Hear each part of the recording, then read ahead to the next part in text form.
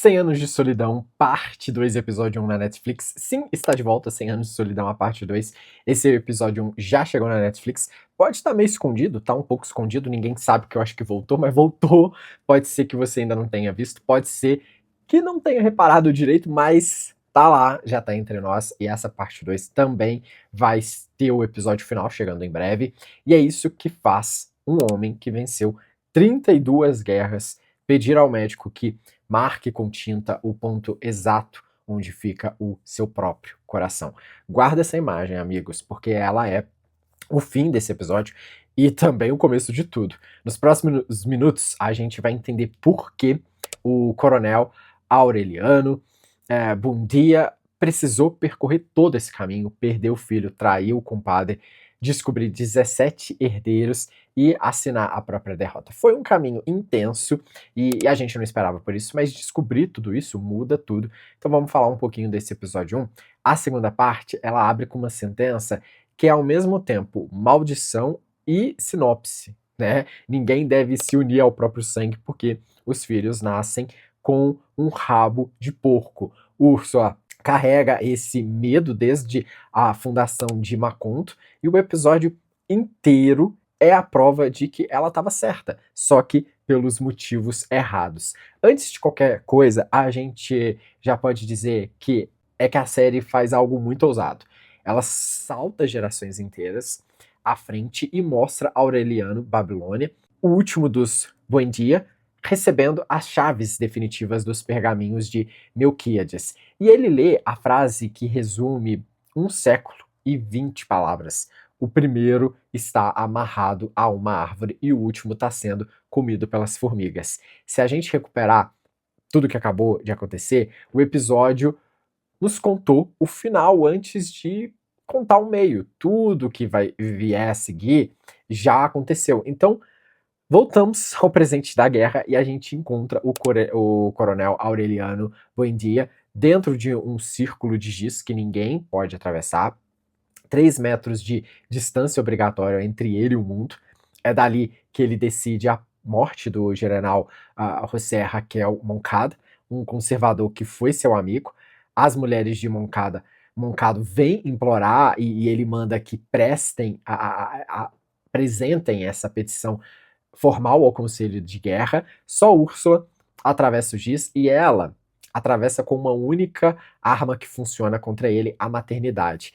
Por mais revolucionário que você seja, diz ela, eu ainda posso baixar sua calça e te dar uns tapas. O diálogo entre o coronel e Maconda é a grande construção desse episódio. O condenado não implora, ele diagnostica, né, faz o diagnóstico ali, diz que faria exatamente a mesma coisa se estivesse no lugar dele, que ser fuzilado é o de menos. Então, solta a frase que vai assombrar o resto da série. De tanto odiar os militares, você acabou se tornando um deles. E o coronel responde apenas é.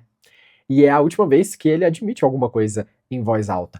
O fuzilamento é filmado com um horror administrativo e termina com os soldados levando o corpo ainda para enterrar. Quem assiste a tudo isso é José Arcádio II. E é ali, naquele momento exato, que nasce o pacifista, que mais tarde vai testemunhar o massacre.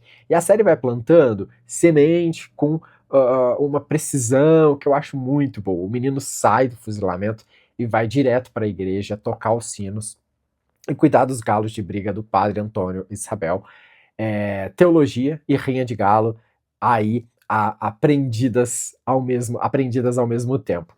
Enquanto isso, o irmão gêmeo Aureliano II encontra o quarto esquecido e reconhece Melquíades de imediato, uma lembrança dos antepassados que atravessa gerações. O cigano conta o mundo, mas acaba ali recusando traduzir os manuscritos. Ninguém pode entendê-los antes de 100 anos. E o coronel sabe o que acontece com ele? Ele é envenenado no café. Sim, isso acontece. E sobrevive porque Úrsula e Guarã expulsa todo mundo da sala e o salva com ovos, vinagre, ervas. Depois ele parte de novo, deixando Gerineldo Marquês como chefe civil e militar. E aqui, gente, a série talvez entrega o momento mais devastador do episódio. Ele acontece por telégrafo. Pensa Pensa só, Marquês manda uma mensagem que não é militar. Aureliano tá chovendo em Macondo, é uma declaração de amizade, de saudade, de muita humanidade, e a resposta vem atravessada. Não seja besta, é natural que chova em agosto. Naquele instante, o coronel morre por dentro. O corpo ainda leva 40 minutos, né, de episódio para entender, né? E claro, em casa, Amaranta rejeita Aureliano José pela última vez. Ele estava bêbado, é expulso de uma rinha por ser liberal e acaba flertando com uma recém-chegada. Não tem como a gente não falar de todos esses caminhos. Para mim, esses foram os maiores momentos do episódio 1, mas tem alguns detalhes que mudam tudo. Conexões que dá para juntar. A peça que Aureliano José assiste na noite em que é morto é Hernani, do Victor Hugo. Uma tragédia sobre honra, vingança e amor impossível, que termina com o protagonista ali morto por um pacato que ele mesmo assinou. Ele morre assistindo a própria história. Se a gente reparar bem na palavra God, usada ali como xingamento, ela não é invenção, era o apelido real dos conservadores colombianos. A série está fazendo a história disfarçada de ficção, mas o detalhe mais cruel do episódio é a ordem das cenas. Úrsula entrega o caderno com os 17 filhos ilegítimos minutos antes de o coronel assinar a cláusula que retira desses mesmos filhos qualquer direito. É um momento importantíssimo e ninguém deixou isso passar e a gente precisa comentar. Vale lembrar dos bastidores, porque eu estava olhando aqui tudo que foi preciso para essa parte 2 chegar até nós. A série demorou quase 60 anos para existir, porque Gabriel Garcia Marques recusou em vida todas as propostas de adaptação, inclusive de grandes estúdios de Hollywood. Ele dizia que o livro era feito de imagens que só funcionava na cabeça do leitor e que 2 horas de filme jamais dariam conta de um século. A permissão só veio então com os filhos dele. E não tem como a gente não falar que a produção construiu Macondo do zero, em terreno rural colombiano, em vez de usar cidades históricas já prontas. Essa decisão permitiu envelhecer o povoado fisicamente ao longo dos episódios, e é por isso que Macondo funciona como um personagem.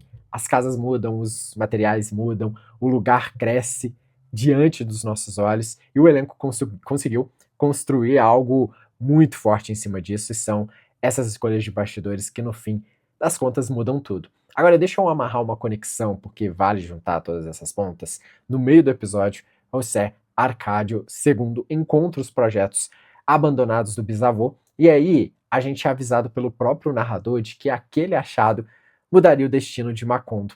Parece uma cena boba de 2 minutos sobre papéis velhos, só que não é. É o caminho da mudança, porque aqueles projetos são a obsessão de José Arcádio Buendia, por ligar Macondo ao resto do mundo.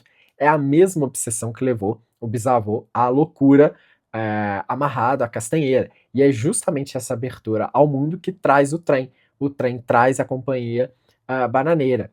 E é a bananeira que traz tudo aquilo que vai acontecer com José Arcádio II mais adiante. Ou seja, no mesmo episódio em que o coronel encerra uma guerra assinando o papel, o sobrinho dele encontra outro papel que começa a guerra seguinte. Não tem como a gente não falar disso. Agora, sobre o que vem a seguir nos próximos episódios, eu ainda acompanhei só o primeiro, mas já dá para sentir que vem muita revelação por aí, muita coisa forte pela frente, e o melhor momento de tudo para mim é como o episódio acerta ao apostar no silêncio de Cláudio Catanho.